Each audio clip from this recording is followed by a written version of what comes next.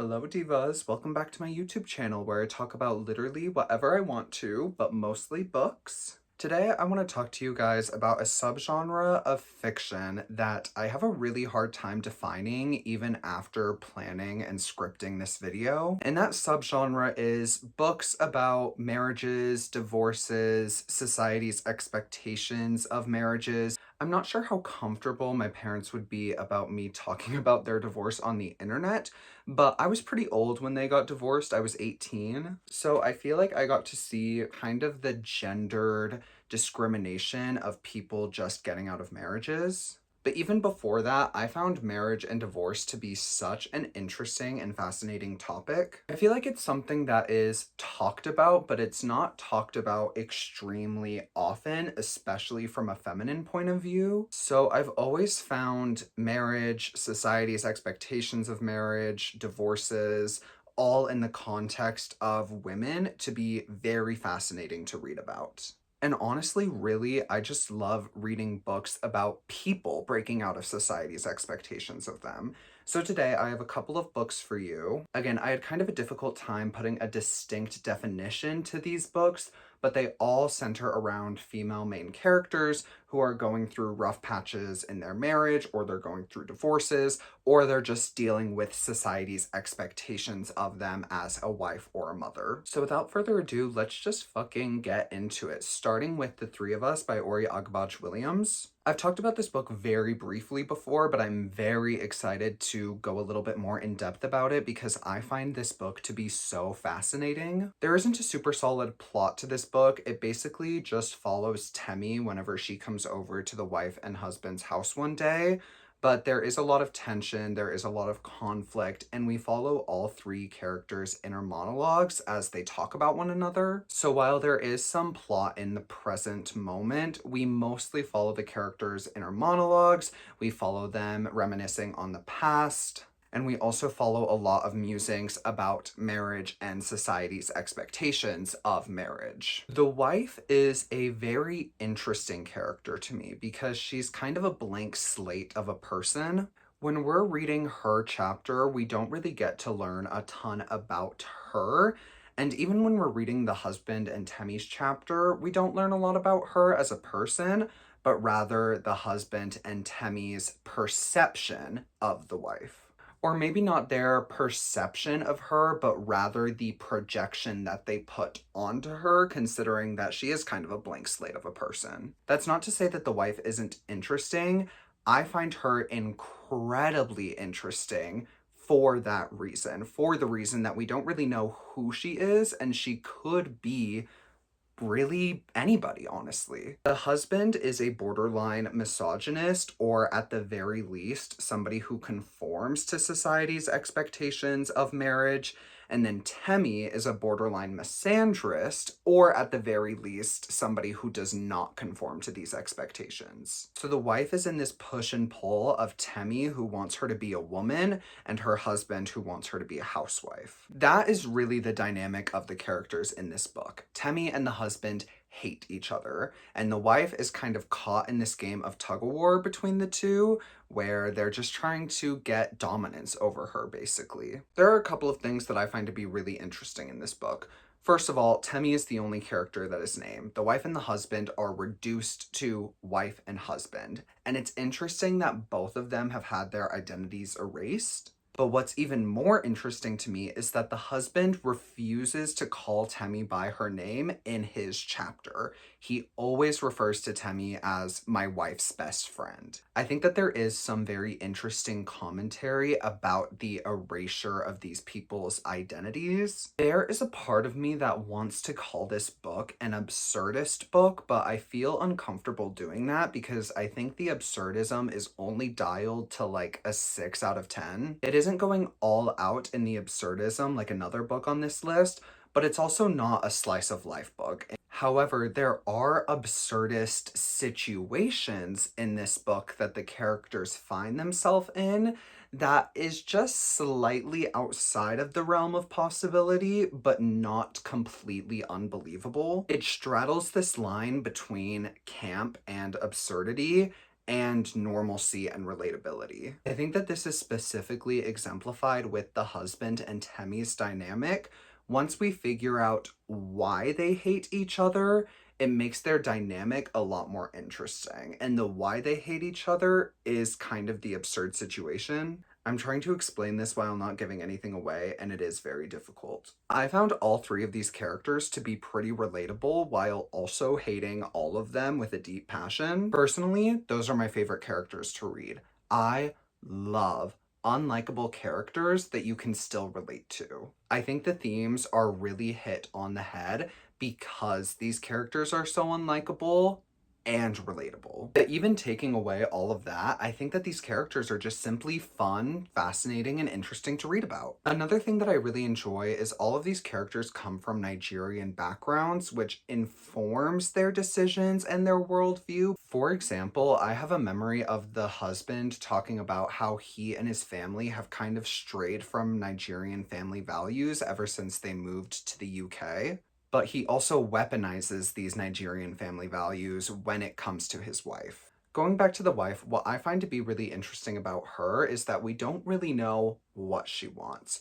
We know what her husband wants from her, and we know what Temmie wants from her, but the only thing that we know about what she wants is that she wants to please both of them. But as the book continues, we realize that this is impossible. This is probably my favorite book when it comes to the themes of society's expectations of marriage. It's also such a short book that it is incredibly easy to read. I think I read it in 1 or 2 days. And it switches back and forth really effortlessly from this social commentary to this just straight up entertaining story, which makes the book such a breeze to get through while not feeling underdeveloped.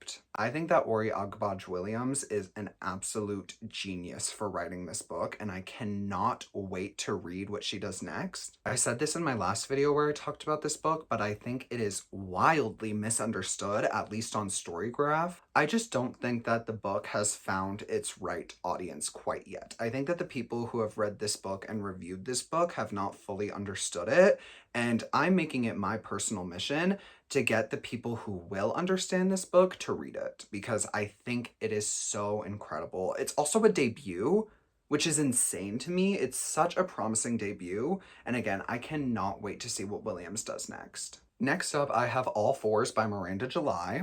I don't want to mention anything about the actual plot of this book because I think the less you know, the better. I think it's best to go into this book completely blind. All that I will say about the plot of this book is that it follows a unnamed narrator in a domestic marriage who goes through a midlife crisis of sorts. Maybe not a midlife crisis, but more of a midlife rediscovery of herself. Reading stories like these about rediscovery feels so important to me because it really does show that it's never too late to keep figuring out aspects of yourself. Because of that, a lot of the things that this character does are not moral or likable, but I still couldn't help but root for her. I think what this book does really well in its commentary is the narrator does not hate her husband, but she rather doesn't love the fact that she has a husband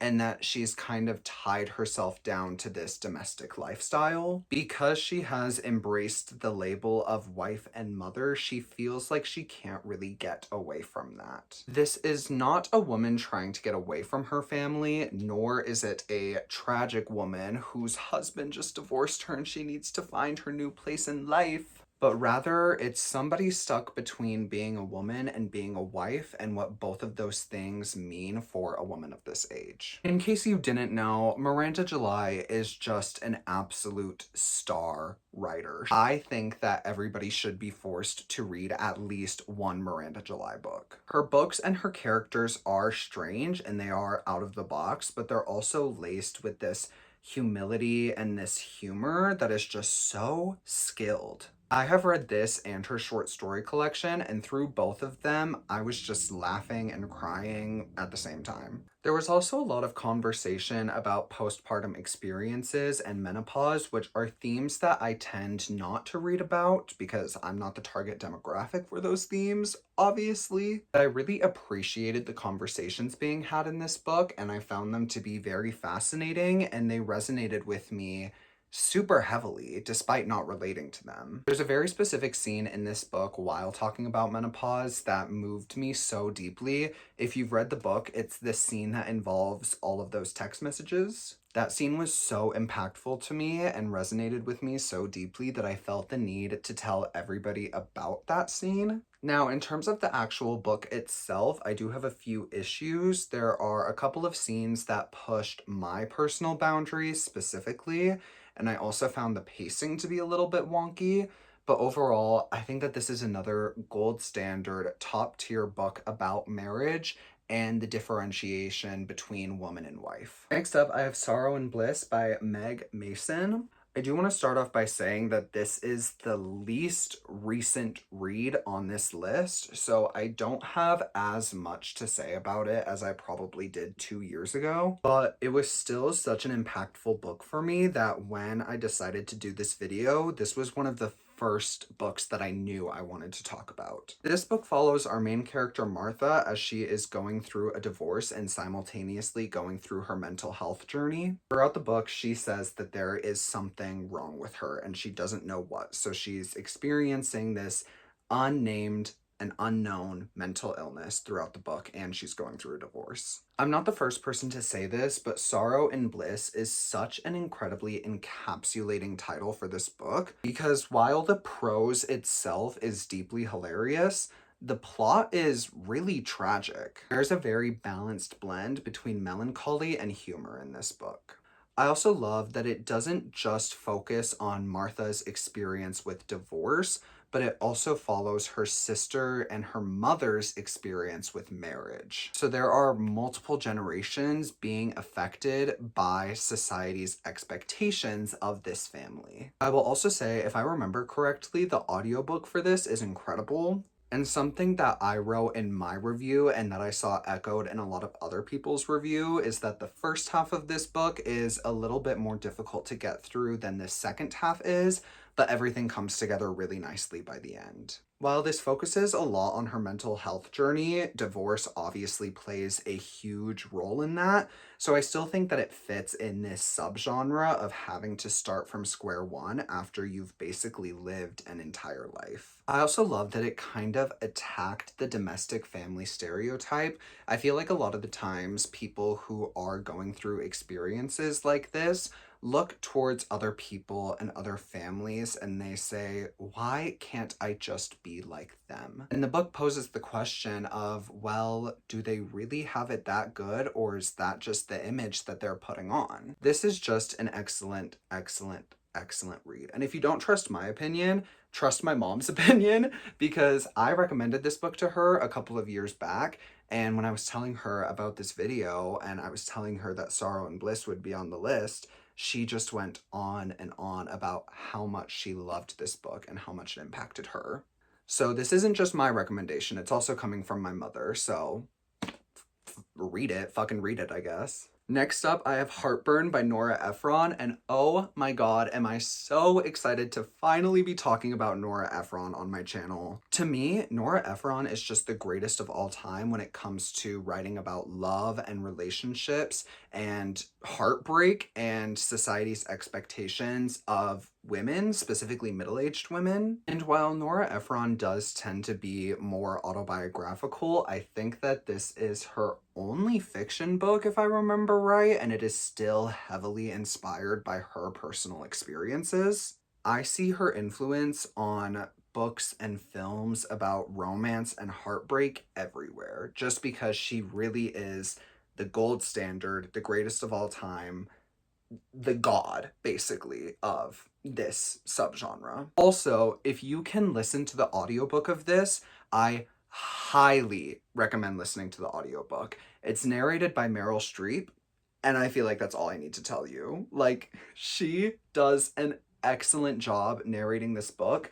Reading the book is fine. Listening to the book and listening to Meryl Streep's interpretation is transformative. This is kind of a no plot, just vibes book, which I don't mind, especially because this book is really short. It's less than 180 pages, but there is plot. This follows Rachel, who is 7 months pregnant when she discovers that her husband is in love with another woman, and it follows her and her emotions through that. Rachel does have this feeling of being betrayed and wishing that her husband was dead, but there also is this feeling of wanting to get her husband back because they've spent so much time together. I think that both Sorrow and Bliss and Heartburn balance the humor and tragedy of their situations really effortlessly, but while I think that Sorrow and Bliss is a bit more melancholic, Heartburn is just straight up hilarious. Heartburn does lean towards the humor, but Nora Ephron is just a master of balancing this humor and wit with these heartbreaking situations that we can all relate to or find ourselves in. Sorrow and Bliss is somber with jokes throughout, whereas Heartburn is more bittersweet. I think it is important to know the context of the book before going into it, because at the end of the day, it is a book written in the 80s about a upper middle class white woman going through a divorce. So it isn't particularly the most fresh or timely book, but I do still think it's an insanely high quality book.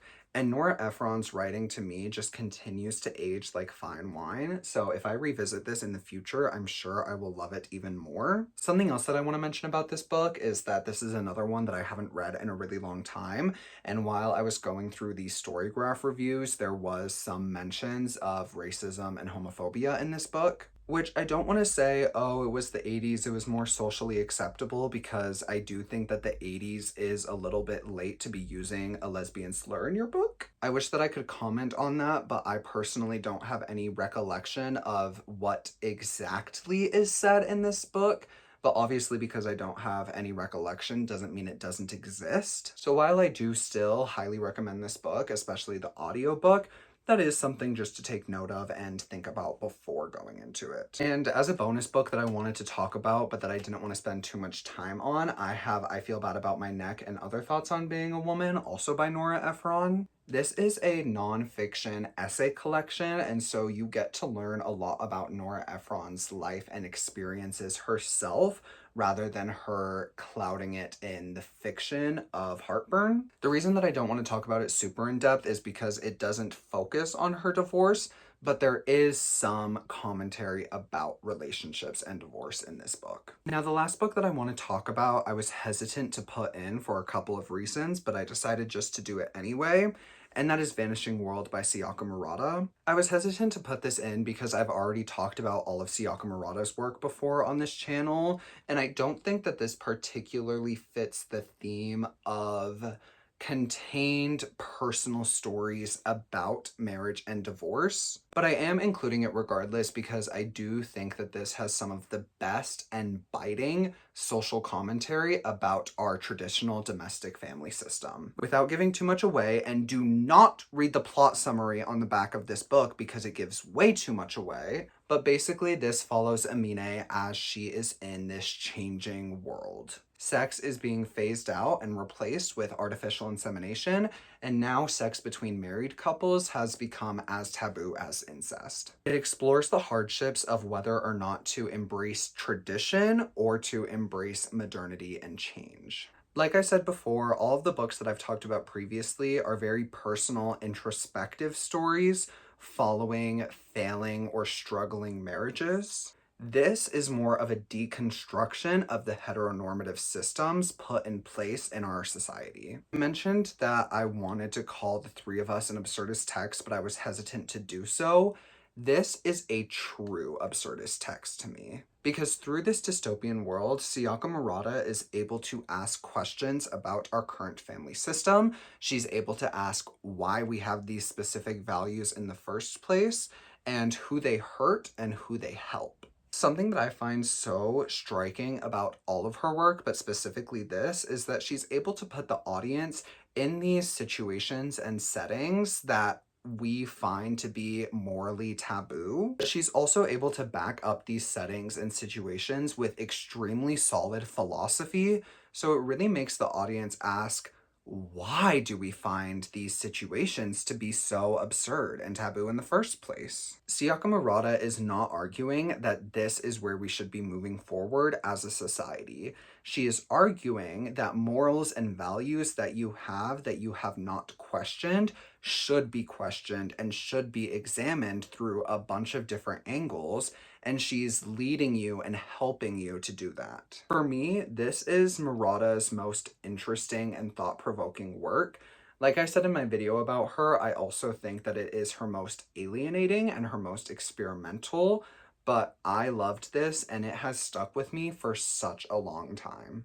Those are all of the books that I have for you guys today. If you have any recommendations of books that fit into this genre, please let me know. Like I said, I find this subgenre or these themes to be so fascinating and interesting to the point where when I pick up a book that has these themes, I know that I'm going to enjoy it. So while a lot of them can be heavy and emotional, I always know that they're going to be extremely solid as well. But yeah, that's all that I have for you guys today.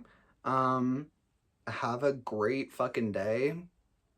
Don't get divorced. That would be really, really sad. But if you do get divorced, these might help you get through it. Hope that helped. I can't end the video like that. But I'm going to.